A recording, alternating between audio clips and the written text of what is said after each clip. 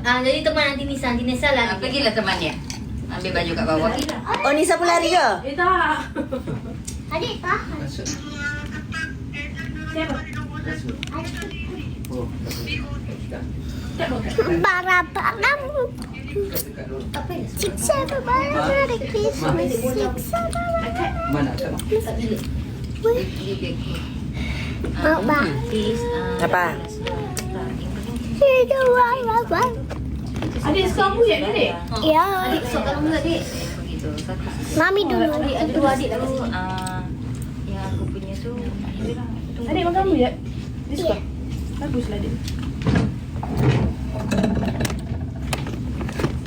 Siapa jadi? Banyak dah. Itu lah tu yang bikin lau.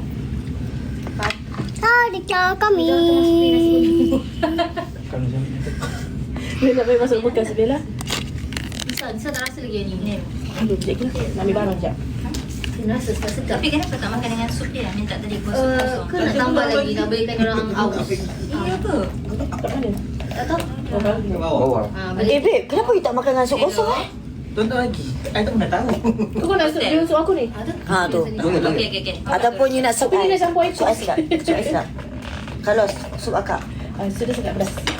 Dia boleh angkat. Dia nasi kuning ni dengan kuah sup dia. Baru kena. Cuba you try sup ais. Cuba you try sup ais. Nah, kalau you nak sudu baru. Nah, babe, kalau you nak sudu baru.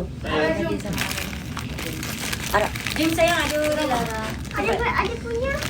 orang bagi kan ni. Tok jam tangan warna apa? Ada punya baju. Jomlah kita ambil baju lah ni. Mana baju? Ma, bawa lah siompong. Oh, jom.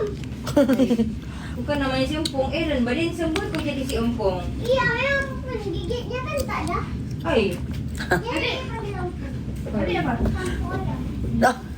Okey, campur empung. Ada siompong, ada si tempoyak.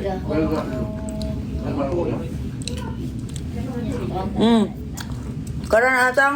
Korang nak datang. Korang nak makan buat nasi kuning Sabah, bihun sup. Saya dah tersandar kekenyangan. Kak Bella lari ke lari dalam mimpi.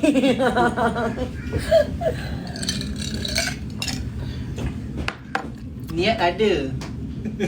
Tapi Ni ada tapi orang sekeliling saya tak bagi. Itu bukan salah saya. Sekarang yang tengah tengok ni.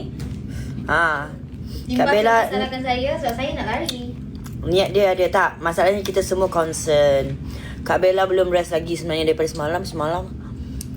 Daripada balik, korang balik mana? Balik Singapore. Nil je yang akan lari nanti.